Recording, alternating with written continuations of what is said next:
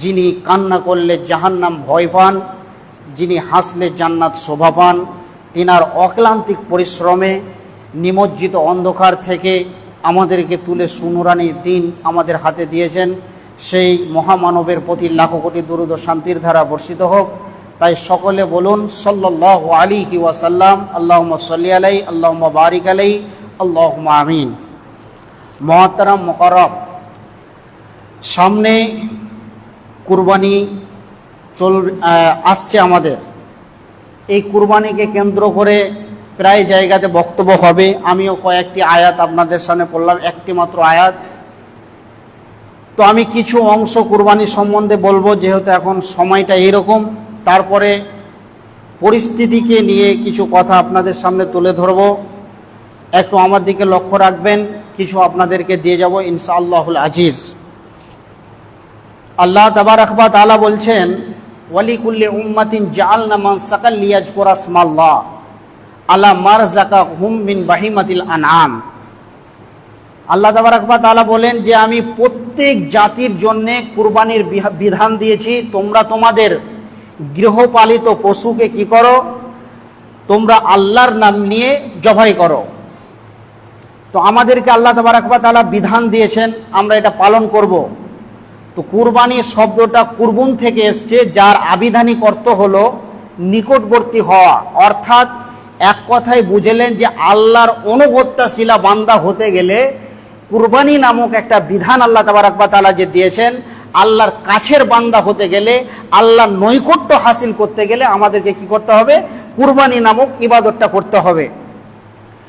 সূরা মায়েদার 27 নম্বর আয়াতে আল্লাহ তাবারাক ওয়া তাআলা বলছেন যে এই পৃথিবীতে কুরবানিটা শুরু হয়েছিল কবে থেকে, আর কে সর্বপ্রথম কুরবানি করেছিলেন। তো ওই সূরা মায়েদার 27 নম্বর আয়াতটা যদি আপনি দেখেন, তাহলে ওখানে পাওয়া যাবে হযরতে আদম আলাইহিস সালামের সর্বপ্রথম দুই সন্তান ছিলেন, কাবিল এবং হাবিল। এই দুই সন্তান, সেই সময় একটা রীতিনীতি আল্লাহ এই খালি পৃথিবীকে ব্যয়বহুলের জন্যে হযরতে হাওয়া আলাইহিস সালামের গর্ভে যতগুলো সন্তান আসতেন, যমজ সন্তান জন্ম দিতেন। তো যমজ সন্তান জন্ম দিতেন। যখন কাবিল পৃথিবীতে সর্বপ্রথম মানুষ, ওর সঙ্গে যে মহিলাটি জন্ম নিয়েছিল তার নাম হলো ইকলেমা, এবং আর হাবিলের সঙ্গে যে মহিলাটি জন্ম নিয়েছিল তার নাম হলো লিউজা। অতএব একজন অপরজনের সঙ্গে বিবাহ হবে, তখন ভাই বোনের বিবাহটা জায়েজ ছিল।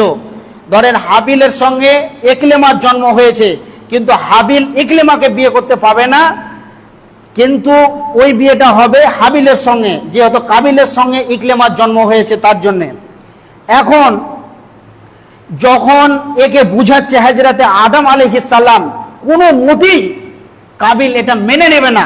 তার কারণ ইকলেমা ছিলেন অপরূপা সুন্দরী, তাই তার সৌন্দর্য দেখে ও বলছে আমার সঙ্গে যেহেতু আমার বোন জন্মগ্রহণ করেছে, তাহলে আমার হক বেশি, অতএব আমি একে বিবাহ করব।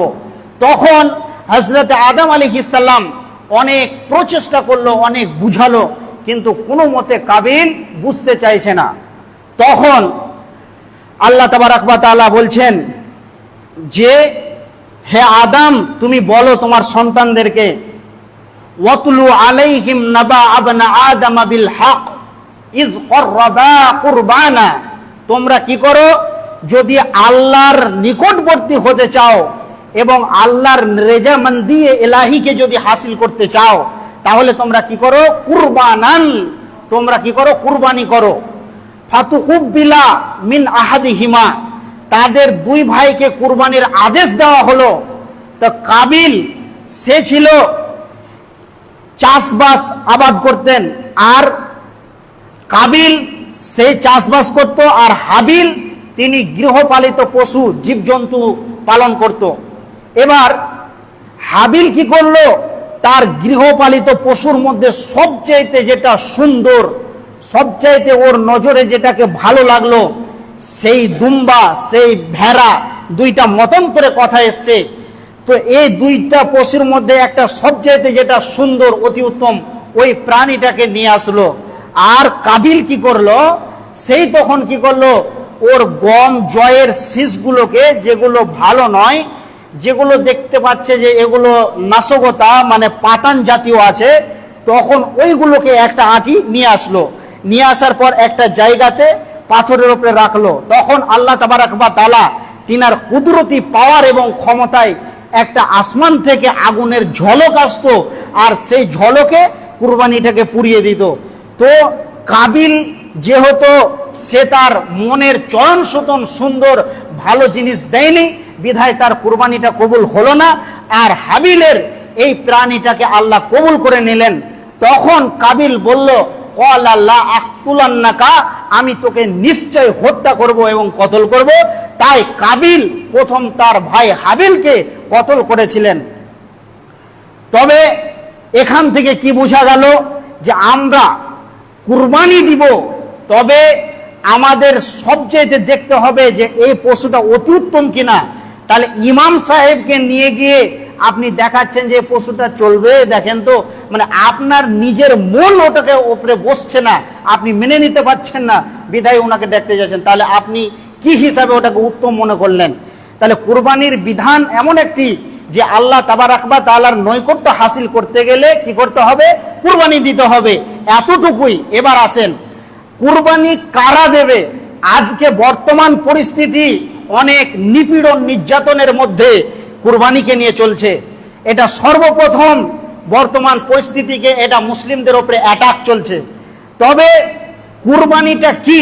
অনেক সাহাবা ইবনে মাজমাইন রাদিয়াল্লাহু তাআলা আনহু, হযরত আবু বকর, হযরত উমর, বিশিষ্ট রসুলের সাহাবী, যাদেরকে পৃথিবীর বুকে জান্নাতের সার্টিফাই দিয়েছিলেন, এই রকম সাহাবীরা কুরবানি দেননি, কারণ জানে মানুষ এটাকে ফরজ না মনে করে নাই।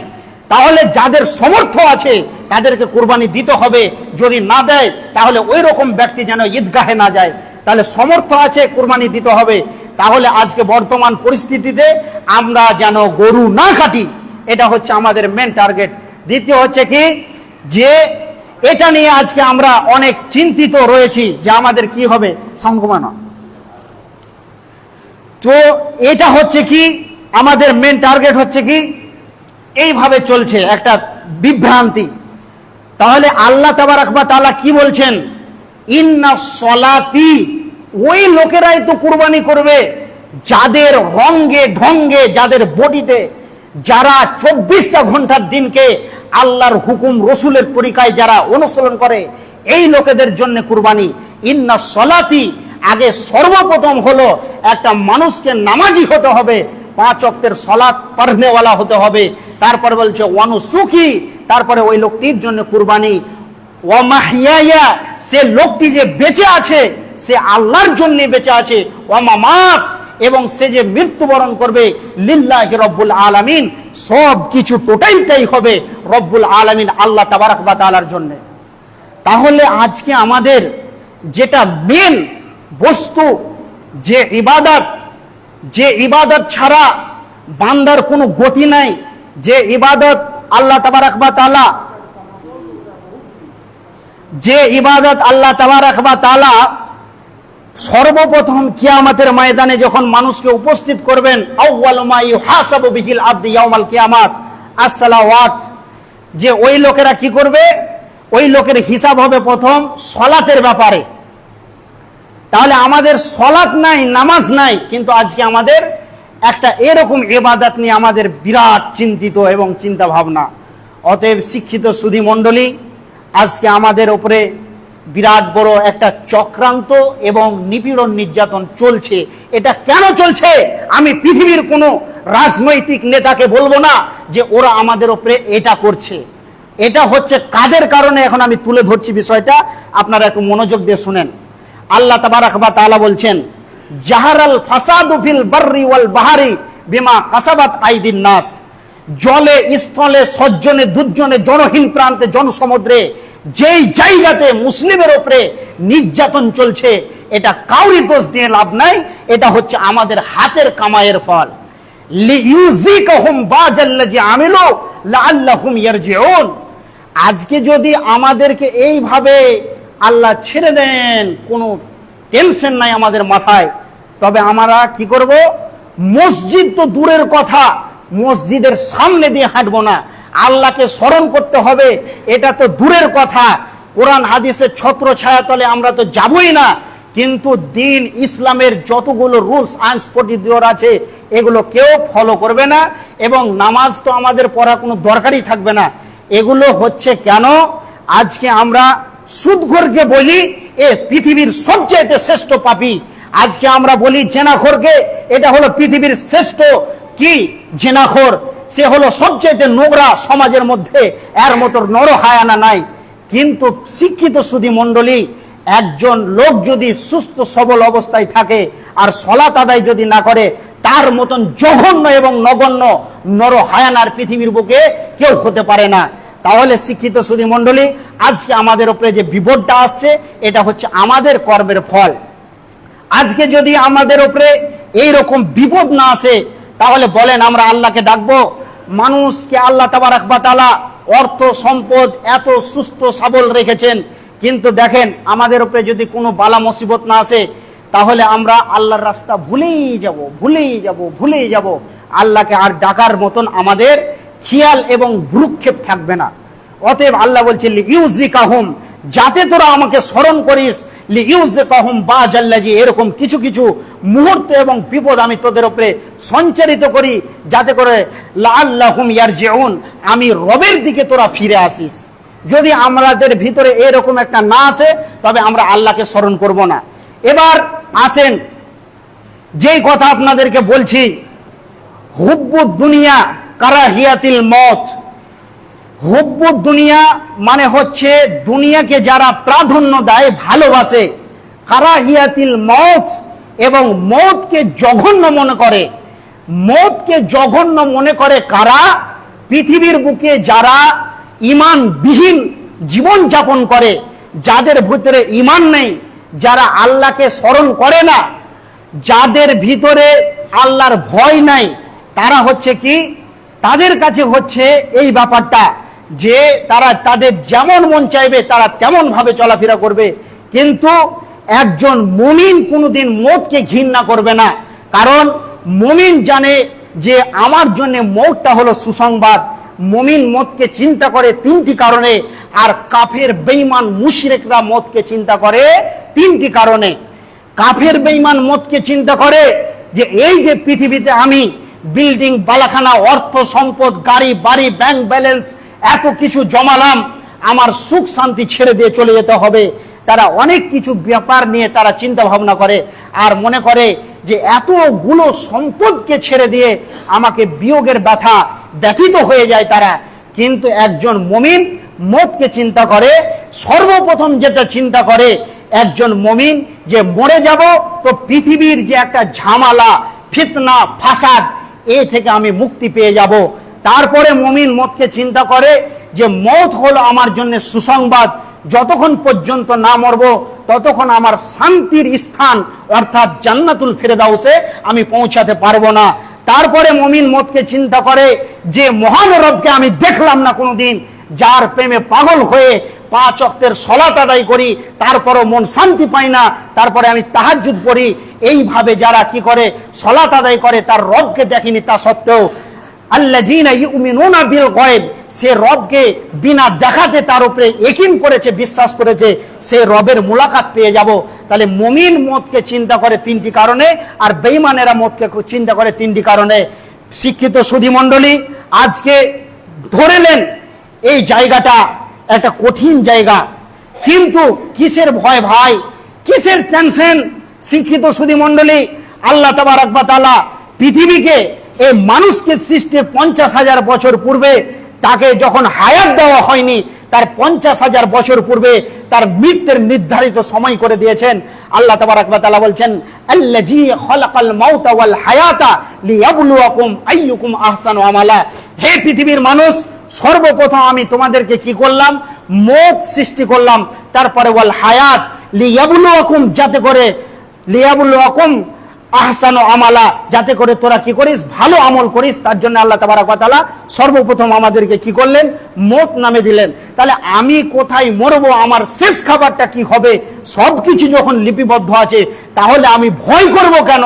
কারণ একজন মুমিন মওতকে ভয় করবে শুধুমাত্র সে এরকম টেনশন থাকবে তার যে আমি আল্লাহর রেজামন্দি এলাই হাসিল করব এবং আমি আমার শান্তির জায়গাতে পৌঁছে যাব। ওয়ালা তাকুলু লিমান ইয়াকতালু ফি সাবিলিল্লাহ, আল্লাহর নবী বহু পূর্বে বলে গেছেন ওয়া ইন কুতিলতা ওয়া হুররিকতা, হে আমার উম্মত তোমাদের সামনে এমন একটি সময় উপস্থিত হবে, ওয়া ইন কুতিলতা ওয়া হুররিকতা, তোমাদেরকে কি করানো হবে, কেটে কেটে পিস পিস করে দেওয়া হবে, আর হুররিকতা এবং তোমাদেরকে জীবিত জ্বালিয়ে দেওয়া হবে। তাহলে আমাদের কিসের ভয়? ওই জায়গাটায় আমাদের ঈমান রাখাটা একটা কঠিন ব্যাপার। এমন একটি পরিস্থিতি আসবে 100 জন মুসলিমকে গাছে বেঁধে রেখেছে, একজনকে ধীরে টেনে নিয়ে আসা হচ্ছে, কতল করা হচ্ছে, একজনকে টেনে নিয়ে আসা হচ্ছে, কতল করা হচ্ছে। তারপরে আল্লাহর নবী বলছেন, হে আমার উম্মত, ওই সময়তে তোমার ঈমানকে ধরে রাখাটা বিরাট কঠিন ব্যাপার। তাই আল্লাহ তাবারক ওয়া তাআলা আমাদেরকে বহু পূর্বে জানিয়ে দিয়েছেন। সূরা ইব্রাহিমের মধ্যে বলছেন, وقال الذين كفروا لرسلهم لنخرجنكم من أرضنا أو لتعودن في ملتنا فأوحى إليهم ربهم لنهلكن الظالمين। সারা পৃথিবীতে যত নবী রাসূলগণ এসেছেন সমস্ত নবী রাসূলগণকে তারা হুমকি দিয়েছেন যে কি করো, তোমরা কি করো, আমাদের ধর্মে ফিরে এসো, আও লাতাউদ্দুন্না ফি মিল্লাতিনা, তোমরা আমাদের ধর্মে ফিরে এসো, তাহলে তোমরা এই জমিনে বসবাস করতে পারবে। যদি তোমরা আমাদের ধর্মে না ফিরে আসো তাহলে তোমাদেরকে কি করানো হবে, এখান থেকে বহিষ্কার করে দেওয়া হবে, বিতাড়িত করে দেওয়া হবে, তাড়িয়ে দেওয়া হবে।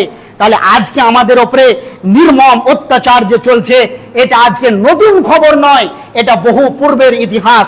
আল্লাহ তাবারক ওয়া তাআলা যতগুলো নবী রাসূলগণকে পাঠিয়েছেন তাদের উপরে এরকম হুমকি চলেছেন। অতএব হুমকি এভাবে আসতেই থাকবে, কিন্তু মুমিন মতকে কোনোদিন ভয় করবে না। আজকে আল্লাহ তাবারক ওয়া তাআলা কি বলছেন, যে একজন মানুষকে দেখতে পাওয়া যায় যে তাকে হত্যা করা হচ্ছে, তাকে কতল করা হচ্ছে, কিন্তু আল্লাহর নবী জনাবে মুহাম্মদুর রাসূলুল্লাহ, সকলে একবার বলেন সাল্লাল্লাহু আলাইহি ওয়াসাল্লাম, তিনি বলছেন যে একজন মুমিনকে যখন শহীদ করানো হয় তার রক্ত পৃথিবীর বুকে, পৃথিবীর জমিনে পড়ার আগে তার জীবনের সমস্ত গুনাহকে সাদকা করে দেওয়া হয় এবং সেই ব্যক্তির যত গুনাহ আছে সবকে মাফ করে দেওয়া হয়। এবং সেই ব্যক্তি এতটুকু কষ্ট অনুভব করে যে তাকে একটা পিপিলেপা যদি দংশন করে যে ব্যথাটা হয় ওই রকম ব্যথা হয়, কিন্তু পৃথিবীর মানুষ দেখে যে ওকে নির্মমভাবে এইরকম করে তাকে হত্যা করা হলো, শহীদ করা হলো। অতএব একজন মুসলিম সে শহীদ হবে, সে শহীদ মানে জান্নাতি, আর যদি বেঁচে থাকে তাহলে সে গাজী। অতএব মওতকে কোনো ভয় করার আমাদের টেনশন নাই। অতএব শিক্ষিত সুধী মণ্ডলী, আমাদের কাছে এটা নতুন ইতিহাস নয় যে আমাদেরকে তাড়িয়ে দেব, এখানে থাকতে পাবে না। ওয়াকাল আল্লাযীনা কাফারু লিরুসুলিহিম লানুখরিজান্নাকুম, বের করে দেব তোমাদেরকে জমিন থেকে।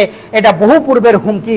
অতএব মুমিন কোনোদিন মওতকে ভয় করবে না, যতক্ষণ বেঁচে থাকবে সে ঈমানের উপরে দাঁড়িয়ে থাকবে।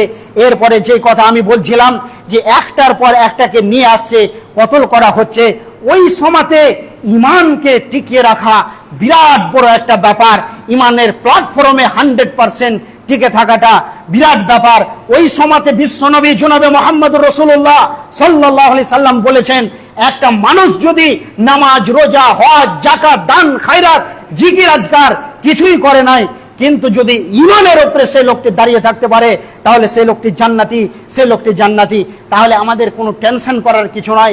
অতএব শিক্ষিত সুধী মণ্ডলী, আমাদেরকে আজকে আমরা দেখেন, আজকে আমরা এতজন রয়েছি, তারপরে আমরা ভীতু সন্ত্রস্ত অবস্থায় জীবন যাপন করি।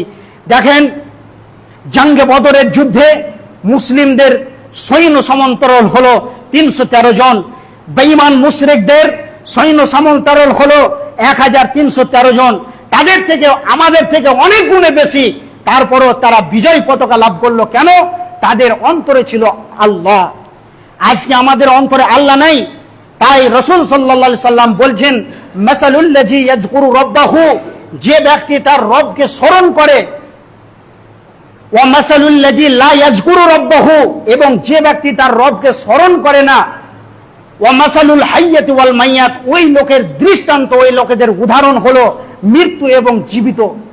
অর্থাৎ আপনাকে এটাই বুঝাতে চাইছি যে যে লোকটির অন্তরে আল্লাহ তাবারক ওয়া তাআলা জিকির আজকার রয়েছে, সে দিলটি, সে অন্তরটি হলো জীবিত, এবং যার অন্তরে আল্লাহর জিকির, আজকার, তসবিহ, তাহলিল, তাহমিদ নেই, ওই ব্যক্তি হলো জীবিত। অতএব আমাদের মধ্যে যারা সলাতে নাই, নামাজে নাই, সুবহানাল্লাহ, আলহামদুলিল্লাহ জিকিরে নাই, তাহলে জানতে হবে ওই লোকটি জীবিত, অর্থাৎ রসুল বলেছেন ওই লোকটি মৃত। যখন মুতার যুদ্ধের ঘোষণা হয়ে গেল, বেঈমানেরা 1.5 লক্ষ সৈন্যবাহিনী নিয়ে মুসলিমদের উপরে আক্রমণ করবে, বিশ্বনবী জনাবে মুহাম্মদ রাসূলুল্লাহ সাল্লাল্লাহু আলাইহি সাল্লাম তিনি ভারাক্রান্ত অবস্থায় রয়েছেন। রসুলের চেহারা চরিত্র দেখে হযরতে উমরের মতন একজন সাহাবী তিনি বুঝতে পারলেন যে রসুল এখন কোনো বিষয় নিয়ে চিন্তায় চিন্তিত এবং ভারাক্রান্ত রয়েছেন। হযরতে উমর রসুলকে বলছেন, ইয়া রাসূলুল্লাহ, আপনি মনে হয় চিন্তিত এবং ভারাক্রান্ত কেন? তখন রসুল সাল্লাল্লাহু আলাইহি সাল্লামকে বলছেন, রসুল সাল্লাল্লাহু আলাইহি সাল্লাম বলছেন, উমর, 1.5 লক্ষের বিরুদ্ধে কি করে আমার এই 15,000 সৈন্য তাদের মোকাবিলা করতে পারে? তখন হযরতে উমর রসুলকে কিভাবে সান্ত্বনা দিয়েছিলেন, ইয়া রাসূলুল্লাহ, মাসালুল্লাযী ইয়াযকুরু রাব্বাহু, যে লোকটি তার রবকে স্মরণ করে, যে রবের উপরে ঈমান এনেছে, তারা হলো জীবিত, এবং যারা তার রবের উপরে ঈমান নাই, যারা রবকে কি করে না, জিকির আজকার করে না, তারা তো মৃত। অতএব 1.5 লক্ষ বেঈমান মুশরিকদের বিরুদ্ধে আমি উমর একাই লড়াই করব। ওই রকম আজকে আমাদের অন্তর নাই। আজকে আমাদের মুসলিমদের হাতে যদি সামান্য পয়সা হয়, তিরেঙ্গা আর বিড়ি আর মদ আর গাঁজা আর ইয়াবা আর হিরোইন নিয়ে আমরা মেতে আছি। শিক্ষিত সুধী মণ্ডলী, আজকে আমরা পঙ্গুপালের মতন, গোপাল ভাঁড়ের মতন জীবন যাপন করছি। তাই যদি আমাদের দিলে আল্লাহর ভয় থাকে এবং আমাদের দিলে যদি সেই আল্লাহকে আমরা অগাধ বলে বিশ্বাস করি, আল্লাহ তাবারক ওয়া তাআলার যতগুলো বিধিবিধান আমাদেরকে দিয়েছেন এগুলোর উপরে যদি অটল থাকি, তাহলে আজকে আমাদের উপরে কেউ কোনো নির্যাতন করে কিছু করতে পারবে না। তাই বিশ্বনবী জনাবে মুহাম্মদ রাসূলুল্লাহ সাল্লাল্লাহু আলাইহি সাল্লাম বলছেন, তারাকতু ফীকুম আমরাইন লান তাজিল্লু মা তামাসসাকাম বিহিমা কিতাবাল্লাহি ওয়া সুন্নতি রাসূলিল্লাহ। আল্লাহ তাবারক ওয়া তাআলার নবী বলছেন, হে আমার উম্মত, তোমাদের গায়ে কেউ হাত দিতে পারবে না, কেউ তোমাদেরকে লাঞ্ছিত করতে পারবে না, কেউ তোমাদেরকে অপদস্থ করতে পারবে না। একটি কথা তোমরা স্মরণে রেখো, সেইটা হলো কি, বহু পূর্বে আমি তোমাদেরকে দিয়ে যাচ্ছি আমার দেওয়া সুন্নতি তরিকা এবং কোরআনকে যদি তোমরা ফলো করে চলো, তাহলে তোমাদের গায়ে কেউ হাত দিতে পারবে না। অর্থাৎ তোদের কি হয়ে যাবে, ইজ্জত বেড়ে যাবে। পৃথিবীতে যেমন 3 জন ব্যক্তির ইজ্জত আছে, ওয়ালিল্লাহিল ইজ্জাতু ওয়ালি রাসূলি ওয়ালিল মুমিনিন, আল্লাহ তাবারক ওয়া তাআলার যেমন ইজ্জত রয়েছে, রাসূল সাল্লাল্লাহু আলাইহি সাল্লামের যেমন ইজ্জত রয়েছে, তেমন মুমিনের ইজ্জত রয়েছে। অতএব এই দুইখানা জিনিসকে যদি কেউ ইস্পাতের মতন ফলো করে চলে, এই দুইটার উপরে যদি মুসলিম চলে, একটা হলো আল্লাহর কোরআন, আল্লাহর কোরআনের বিধিবিধানকে যদি মেনে চলে, আর রসুলের দেওয়া তরিকা যদি মুসলিম যদি ফলো করে, তাহলে পৃথিবীর কোনো ব্যক্তি, কোনো শক্তি মুসলমানকে লাঞ্ছিত এবং অপদস্থ করতে পারবে না। অতএব শিক্ষিত সুধী মণ্ডলী, একখানা কথা বলি, রাসূলের সুন্নতের কত বড় গুরুত্ব আছে। মান আহাব্বা সুন্নতি ফাকাদ আহাব্বানি কানা মাই ফিল জান্নাত। যারা রাসূলের সুন্নতগুলোকে ভালোবাসবে, তারা রাসূলের সঙ্গে জান্নাতুল ফেরদাউসে বসবাস করবে। তারপরে রাসূল সাল্লাল্লাহু আলাইহি সাল্লাম আরো একটি রিওয়ায়াতের মধ্যে আছে, একটি জিহাদ কয়েকদিন ধরে চলছে, মুসলিম বিজয় পতাকা তুলতে পারছেন না। সাহাবা ইবনে মাজমাইন রাদিয়াল্লাহু তাআলা আনহুরা একটি জায়গায় বসে গেলেন এবং পরামর্শ মাসওয়ারা করতে শুরু করলেন। মাসওয়ারা করতে করতে বলছে যে আমরা কেন বিজয় পতাকা লাভ করতে পারছি না, আমাদের কোনো জায়গায় ত্রুটি হচ্ছে। এইভাবে যখন তারা তাদের ভুলটাকে খুঁজে বের করতে লাগলো, তখন সাহাবীদের মধ্যে কেউ বলছে, আরে কয়েকদিন আমরা এই জায়গাতে এসেছি, কিন্তু আমরা মিসওয়াক করিনি, দাঁতুল করিনি।